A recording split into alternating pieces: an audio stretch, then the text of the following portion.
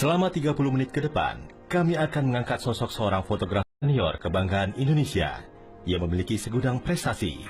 Di episode kali ini, kita akan menemui seorang fotografer yang telah menghasilkan mahakarya fotografi. Erik Prasetya adalah seorang fotografer kelahiran tahun 1958, asal Kota Padang, Sumatera Barat. Ia sempat mengenyam pendidikan di Institut Teknologi Bandung.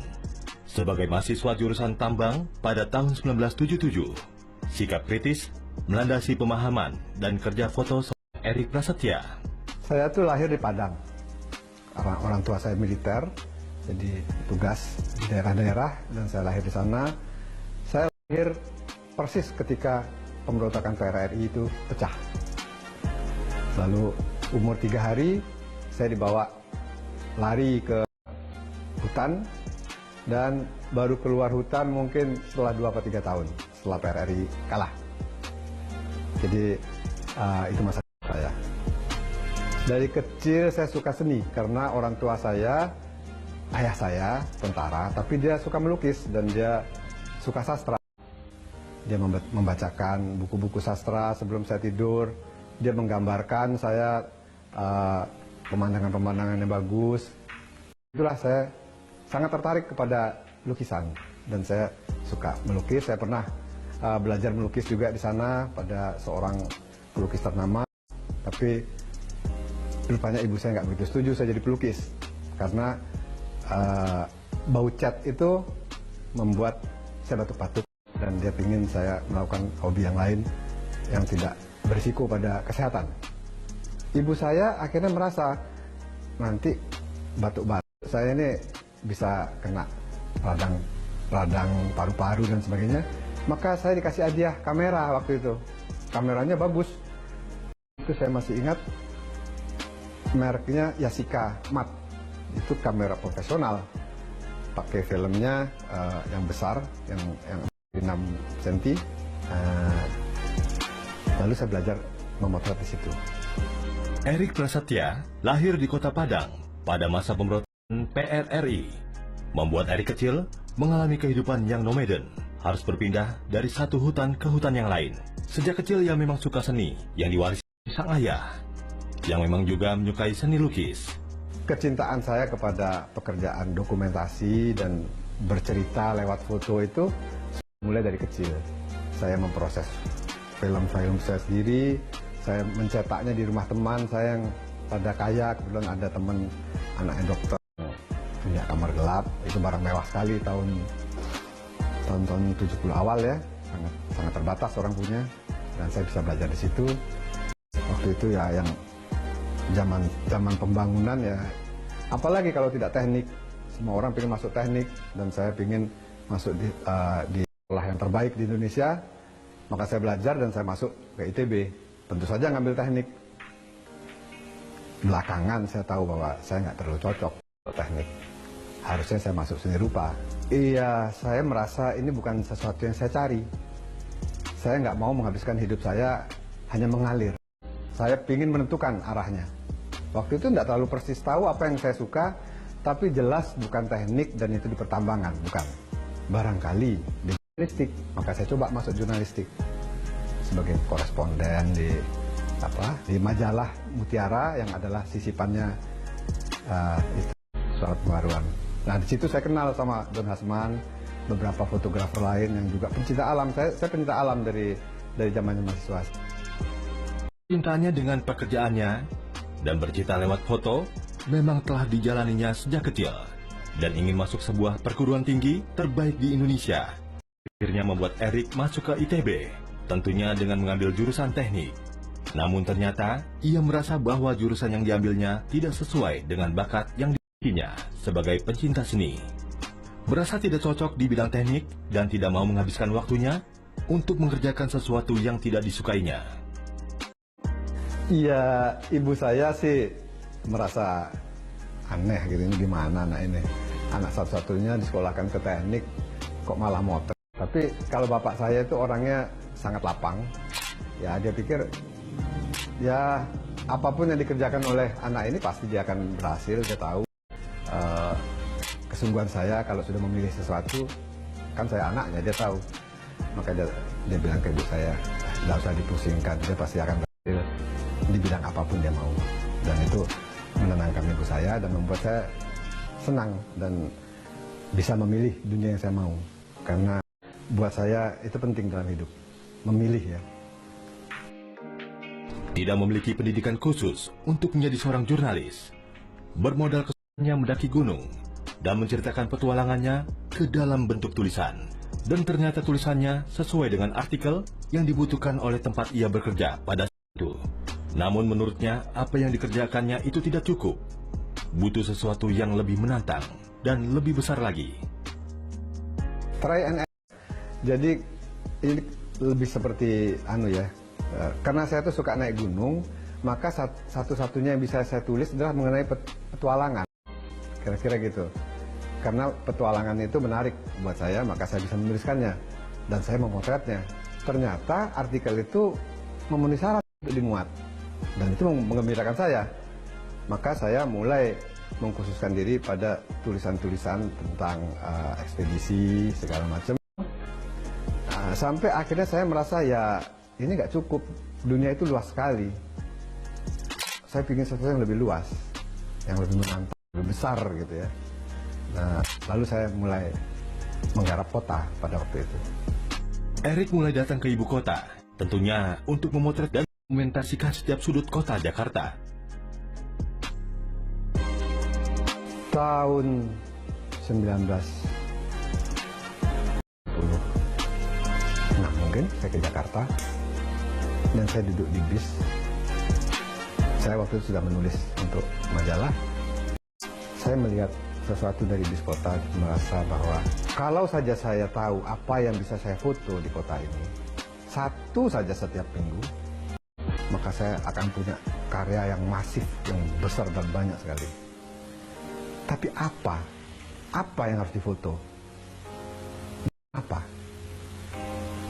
Tapi lamunan saya itu, kalau saja saya tahu apa yang bisa difoto dan menghasilkan satu foto saja, maka saya akan seperti Gunawan Muhammad yang menghasilkan catatan pinggir satu setiap minggu.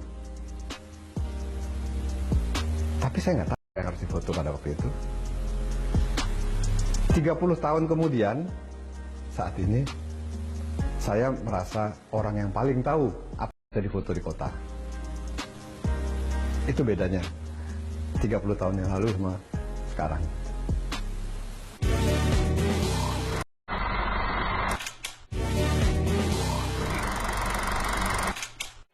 Balik lagi di program Maestro.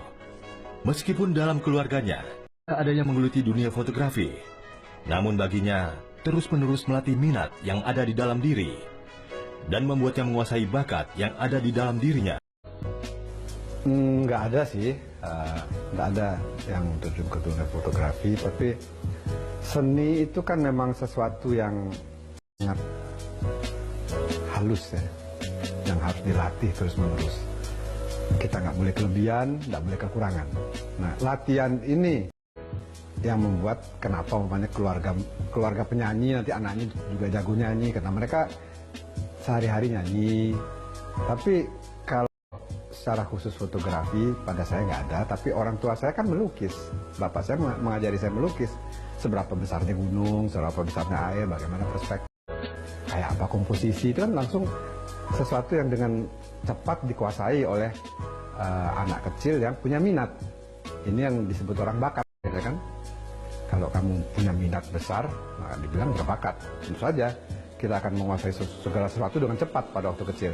Kamera, cuci cat, segala macam kita kuasai dengan segera.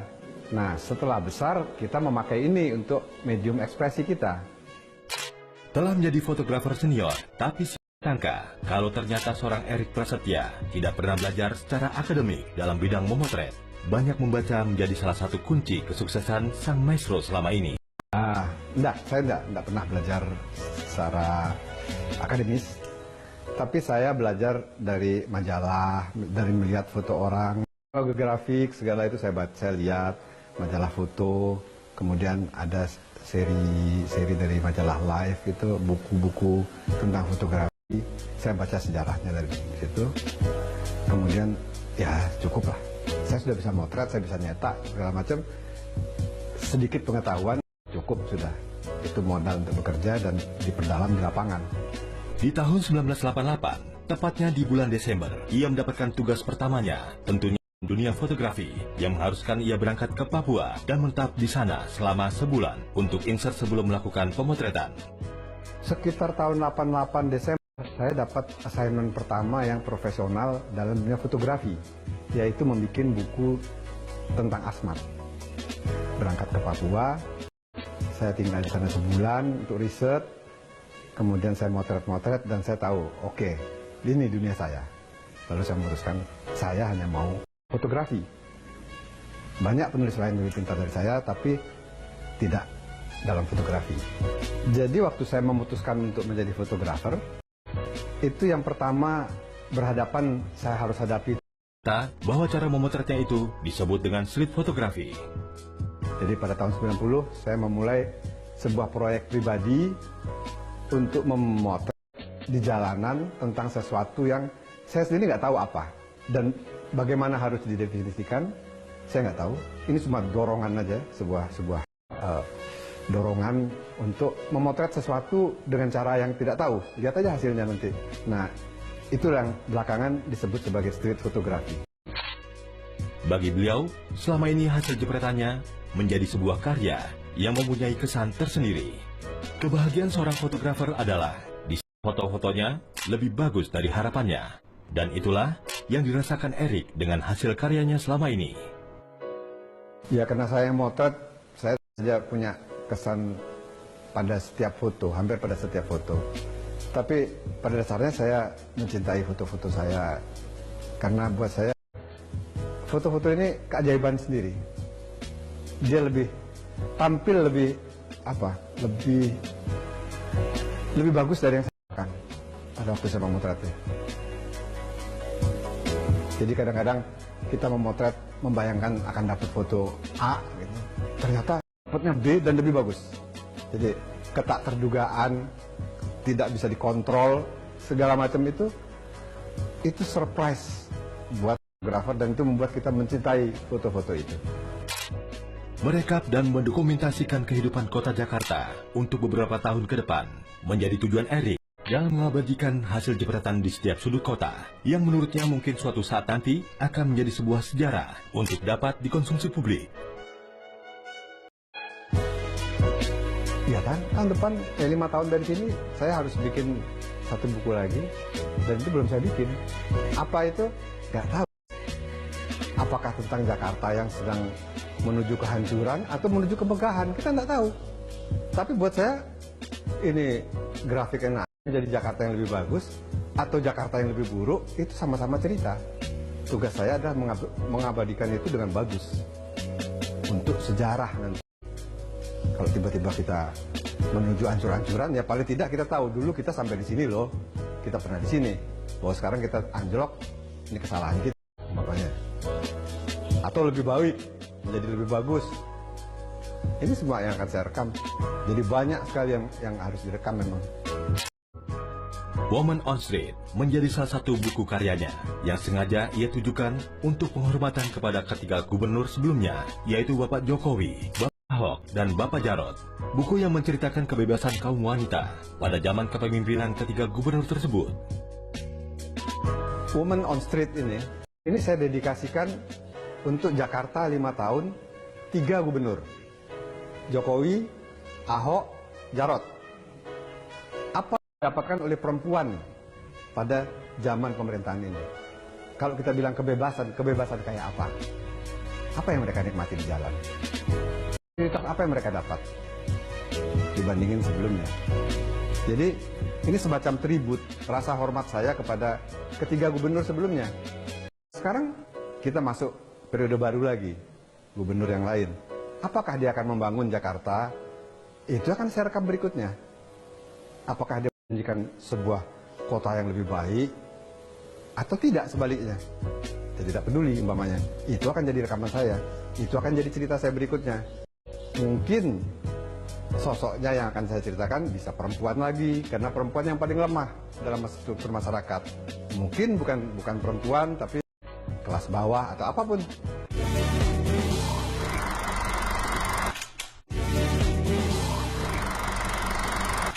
Kembali di Maestro, menggeluti dunia fotografi tepatnya di saat usia 10 tahun. Tentu telah banyak karya yang telah dihasilkan oleh seorang Erik Prasetyo. Erik pun membagikan ilmu dan pengalamannya kepada para fotografi pemula dengan menggelar di beberapa workshop.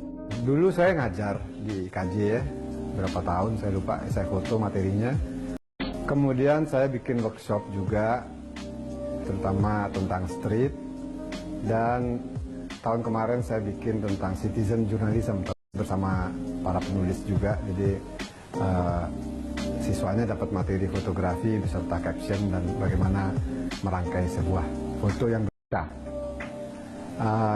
Saya merasa menyebarkan kemampuan memotret itu penting karena terutama dalam street ya, kalau Anda memotret ke jalan, Anda akan melihat bahwa di sebuah besar keragaman itu sebuah keniscayaan, tidak bisa dihindari karena kota yang seragam itu tidak layak difoto. Tidak ada street fotografi di negara yang seragam. Dan kita harus menerima keragaman itu. Ya, masyarakat kota kan masyarakat yang beragam. Orang bisa berbeda. Jadi perbedaan itu adalah fitrah sebuah kota besar. Jadi mimpi deh membuat kota seragam itu, tidak ada yang menarik di kota yang seragam. Menjadi seorang fotografer merupakan sebuah pilihan. Menurut beliau, untuk menjadi seorang fotografer bisa melalui ilmu yang diajarkan lewat kursus fotografi, atau bisa juga melalui sebuah ketekunan dalam memotret, gantung dari keinginan dirinya saja. Kalau Anda mau cepat tahu teori-teori, ya ikut kursus, ikut workshop itu lebih cepat. Tapi kalau Anda punya ketekunan mencarinya sendiri, juga bisa. Jadi ya ini semacam pilihan yang kita tawarkan kepada masyarakat. Kalau mau lewat jalur semacam ini, kalau cukup tekun, jalani sendiri.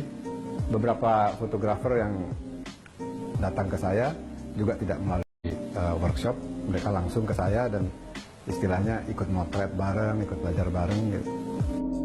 Telah memiliki banyak pengalaman dalam bidang fotografi, tentu Erik sangat tahu persis perkembangan fotografi tempo dulu dan sekarang. Baginya di Indonesia saat ini sudah mengalami kemajuan dengan menjadi lebih baik tentunya untuk dunia fotografi. Meski telah menjadi lebih baik, tapi ada beberapa hal yang perlu dijaga sebagai seorang fotografer. Menurut saya di Indonesia itu sedang baik. Artinya begini, di belahan dunia lain seperti di Amerika, di Eropa gitu ya, itu kita sudah mulai melihat adanya penolakan katanya kalau memotret jalan.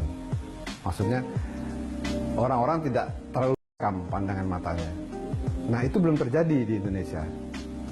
Saya bisa buktikan di buku-buku saya nanti terlihat kita masih lebih ramah dari itu. Tapi itu juga akan segera hilang kalau kita tidak memupuk kepercayaan bersama. Trust itu. Kita juga harus, kenapa saya umpamanya tiap tahun mengeluarkan postcard segala macam, ini dalam rangka menunjukkan itu bahwa foto di jalan ini pertanggungjawaban saya kepada orang-orang yang sudah saya foto di jalan, bahwa yang saya bikin ini semacam studi tentang kota, semacam studi untuk kepentingan kita bersama. Yang ini tidak terjadi, maka kita nggak punya data, nggak punya data untuk dianalisis. Ya saya maksud gini ya, ini kan sebuah perubahan zaman yang kita tidak bisa menolaknya. Kita hanya bisa melihat dan menerimanya sambil mencari, jangan sampai ini merugikan. Untung kepada orang-orang, pada subjek yang kita foto. Ini memerlukan kepercayaan, saling percaya. Dan ini harus dijaga. Hasil-hasil karya di setiap bagian, di setiap ilmu itu selalu ada teori-teori mungkin yang perlu kita ketahui untuk dilanggar memang. Jadi kita boleh melanggar aturan, tapi harus tahu dulu aturannya apa. Nah, jangan hanya melanggar sesuatu yang kita nggak tahu. Jadi kebebasan berekspresi itu demikian. Kita tahu rules, kemudian kita break the rules. Itu sekarang kan mudah dicapai dengan adanya internet, di YouTube kita bisa lihat karya-karya, dan workshop-workshop juga banyak di mana-mana. Kalau mau cepat untuk mengetahui hal-hal semacam itu juga ada macam-macam workshop. Saya pikir itu aja.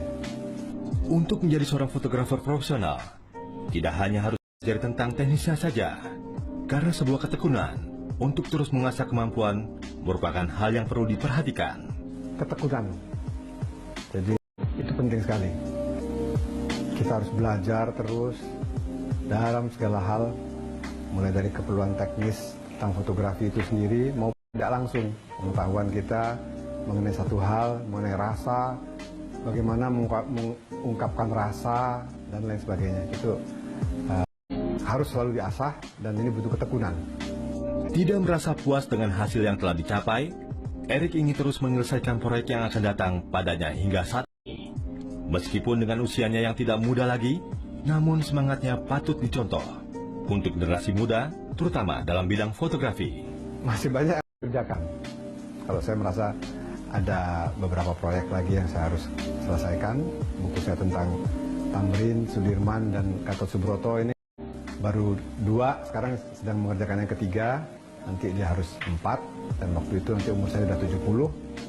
Masih cukup kuatkah saya memotret ke depan? Dan kalaupun masih kuat, kira-kira foto apa yang bisa saya hasilkan? Tapi selalu ada proyek di kepala saya yang ingin saya. Pemirsa, tidak terasa 30 menit sudah kami menemani Anda dengan kisah inspiratif dari sang maestro fotografi Indonesia. Tetap saksikan Maestro dengan perjalanan hidup para maestro lainnya, tetap di UCTV.